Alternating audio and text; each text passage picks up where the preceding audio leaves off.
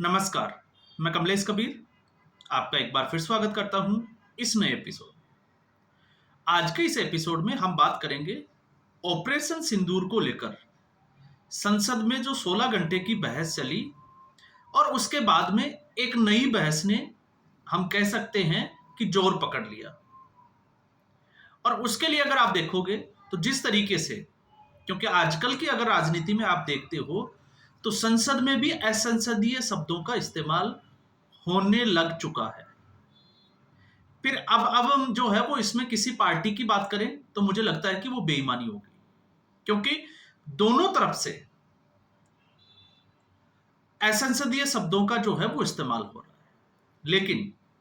जब हम बात करते हैं राहुल गांधी की, तो राहुल गांधी नेता प्रतिपक्ष है और जिस तरीके से राहुल गांधी ने इस चर्चा में भाग लिया, तो सबसे पहले क्योंकि आपने देखा अनुराग ठाकुर ने जो हमला किया राहुल गांधी ऑक्यूपाइड कांग्रेस, तो राहुल ऑक्यूपाइड जो कांग्रेस है उसमें एक बात तो तय है कि पुराने जो सीनियर जो लोग हैं, बड़े जिसको हम कहें कि राजनीति के मंजे हुए खिलाड़ी हैं, उन लोगों को मौका नहीं दिया जा रहा। तो फिर कमान संभाल रहे हैं राहुल गांधी और प्रियंका गांधी या उनके आसपास के लोग। तो राहुल गांधी ने जिस तरीके से प्रधानमंत्री नरेंद्र मोदी को कोसते हुए इंदिरा गांधी की बात की, तो बात जो है वो उससे जाकर हम कहें कि बहुत दूर तक निकल गई। जब उन्होंने ये कहा 1971 का हवाला देकर कि इंदिरा गांधी के करेज के सामने प्रधानमंत्री नरेंद्र मोदी अगर 50% भी करेज रखते हैं, साहस रखते हैं, तो वो डोनाल्ड ट्रंप को झूठा कहकर या लॉयर कहकर जो है वो संबोधित करें। अब आपको ये तो समझ में आ गया होगा, क्योंकि कूटनीति में ऐसे किसी भी शब्दों का जो है वो इस्तेमाल की नहीं किया जाता। कूटनीति का जवाब कूटनीति के तरीके से ही दिया जा सकता है। और ये भी जो है वो तय माना जा रहा है कि इस जो राष्ट्रपति डोनाल्ड ट्रंप का जो नया शासन है उसमें प्रधानमंत्री नरेंद्र मोदी और डोनाल्ड ट्रंप के बीच में सब कुछ ठीक नहीं चल रहा है, या हम कहें कि डोनाल्ड ट्रंप जिस हिसाब से बयानबाजी कर रहे हैं, किसी भी देश के साथ उनके टर्म्स जो है वो ठीक नहीं चल रहे हैं। और दूसरा इसमें यह भी जो समझ में आ रहा है वो ये समझ में आ रहा है कि डोनाल्ड ट्रंप अपनी ही बातों पर वो कहीं ना कहीं जो है वो मुकर जाते हैं, उनके ऊपर स्थिर नहीं है। तो आप उससे डोनाल्ड ट्रंप की मानसिकता को भी समझ सकते हैं। अब इस कड़ी में मैं सीज फायर वाले को एक बार थोड़ा सा साइड में कर देता हूं, टैरिफ पे आ जाता हूं, जिसको लेकर अभी जो है वो होहल्ला मचा हुआ है। तो आज जो है, तो आप देखोगे इससे पहले 500% तक के टैरिफ की बात करता था डोनाल्ड ट्रंप कि भारत के ऊपर, या जो देश रूस से तेल खरीद रहा है, हथियार खरीद रहा है, उसके ऊपर 500% तक जो है वो टैरिफ लगाया जा सकता है। अपनी बात पर डोनाल्ड ट्रंप कितने दिन रहे। फिर उसके बाद में, क्योंकि रसिया से तो जो है वो चीन भी तेल खरीदता है और चीन पर अब तक जो है वो डोनाल्ड ट्रंप की ओर से टैरिफ की घोषणा नहीं की गई। तो क्यों नहीं की गई? और फिर अगर हम देखें तो जब नरेंद्र मोदी ने ट्रेड डील पे, अभी जो भारत की अमेरिका के साथ बातचीत चल रही है उसमें देरी हुई और देरी के बावजूद जो है वो 25% का टैरिफ लगाया, और कल तक खबर यह थी कि 1 अगस्त से वो सारी जो है वो टैरिफ लागू हो जाएगा। अब उसको 7 दिन के लिए पोस्टपोन कर दिया, आज मॉर्निंग की खबर है। अब आप सोच सकते हैं कि डोनाल्ड ट्रंप किस तरीके से काम कर रहे हैं। अब हम जब इसकी बात करते हैं तो उसके बाद में आपने ये भी देखा कि जब नरेंद्र मोदी बार बार ये कह रहे हैं कि किसी भी देश ने सीज फायर के लिए नहीं कहा, तो संसद के पटल पर कहा, तो जब आपने सवाल पूछा, आपको जवाब मिल गया, तो आप उस जवाब को जो है वो मानने को तैयार नहीं है। तो इंदिरा गांधी का सहारा लिया। और आपने ये भी देखा, मैंने पहले भी वीडियो में बात की थी कि राहुल गांधी सावरकर को गाली देते हैं, लेकिन जब पंडित जवाहरलाल नेहरू पर बात आती है तो फिर पूरी कांग्रेस ये कहती है कि आप इतिहास के पन्नों पे क्यों जाते हो,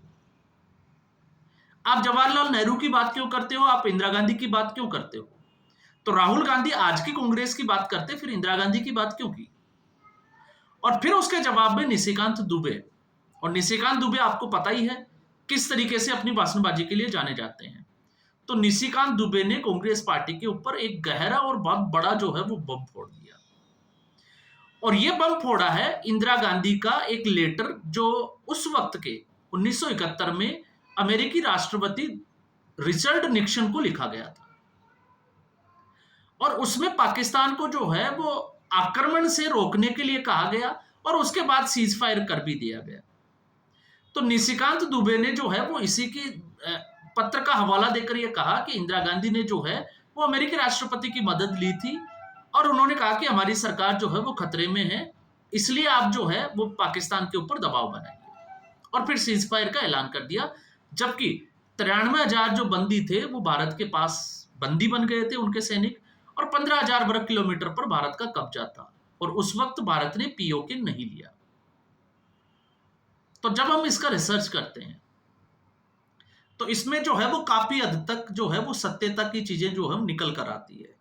क्योंकि उस वक्त तत्कालीन जो अमेरिकी राष्ट्रपति थे रिचर्ड निक्सन, उनके सुरक्षा सलाहकार थे किसिंजर। और किसिंजर का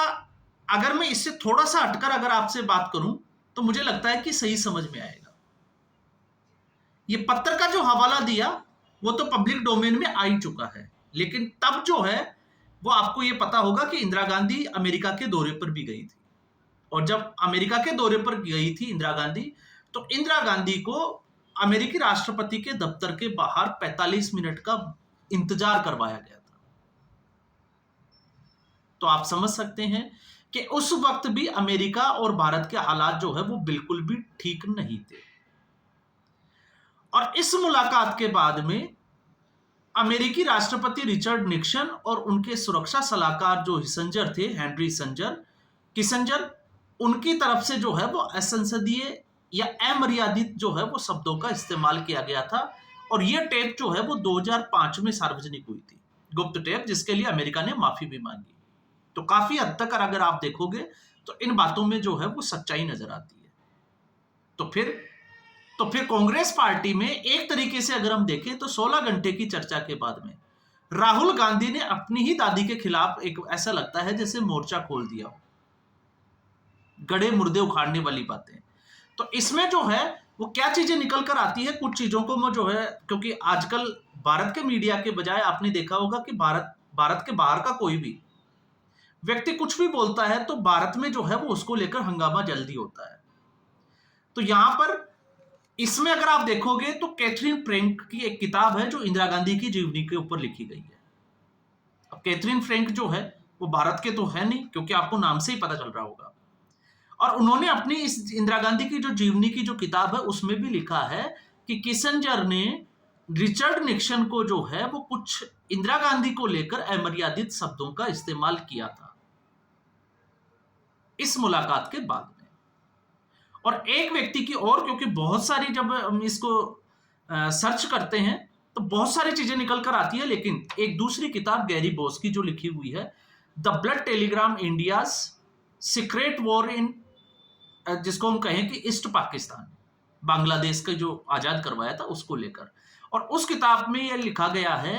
कि जब इंदिरा गांधी और रिचर्ड जो जिसको कहें कि निक्सन की जो मुलाकात हुई उसके बाद में इंदिरा गांधी जब बाहर आ जाती है तो रिचर्ड निक्सन को किसिंजर कहते हैं कि ठीक है वो एक महिला है, आपने थोड़ा जो है वो दरियादिली दिखाई, नहीं तो वो रोती हुई भारत वापस लौटती। आपने इंदिरा गांधी के दांतों के ऊपर प्रहार किया है। तो ये उस वक्त अमेरिका की सोच थी इंदिरा गांधी को लेकर। तो अब ये बात जो है वो हो सकता है कांग्रेसियों को या कांग्रेस के जो फॉलोवर्स है उनको चुभे, या मोदी विरोधियों को, लेकिन अगर आप इसको रिसर्च करोगे तो सच्चाई जो है वो एक के बाद एक परतें खुलती चली जाएगी और सच्चाई सामने आती चली जाएगी। तो काफी हद तक जो है वो बातें जो है वो सत्यता के साथ निकली, और मैं उम्मीद करूंगा कि आप भी जो है वो इस तरीके से, अगर आप जो है वो इस रिचर्ड निक्सन और इंदिरा गांधी की जो मुलाकात है उसके बारे में, और निशिकांत दुबे जिस पत्र का जो है वो हवाला दे रहे हैं उसको लेकर भी जो है वो कोट करने के लिए काफी कुछ जो है वो पड़ा है, और क्या क्या चीजें हैं अब आप समझ सकते हैं। तो सवाल जो है वो ये नहीं है, सवाल ये है कि इंदिरा गांधी, जिसको कांग्रेस पार्टी आयरन लेडी कहती है, और वो नरेंद्र मोदी के ऊपर निशाना लगाती है, तो सवाल तो उठेगा कि 1971 में जब भारत अब मजबूत स्थिति में था और पाकिस्तान का 15,000 वर्ग किलोमीटर का हिस्सा भारत के कब्जे में था, 93,000 सैनिकों को बंदी बना लिया गया था, तो आखिर शिमला समझौता का जो आधार था वो क्या था? आखिर इंदिरा गांधी किस दबाव में आकर जो है वो इस तरीके का समझौता किया कि बंदियों को भी छोड़ दिया, जमीन भी छोड़ दी और पीओके भी वापस नहीं लिया। तो फिर जिस तरीके से सिलसिलेवार तरीके से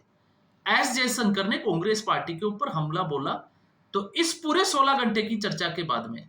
कहीं ना कहीं जो है वो कांग्रेस के इतिहास की वो परतें खुलनी खुलनी शुरू हो गई जिससे आप और हम लोग जो है वो अनभिज्ञ थे।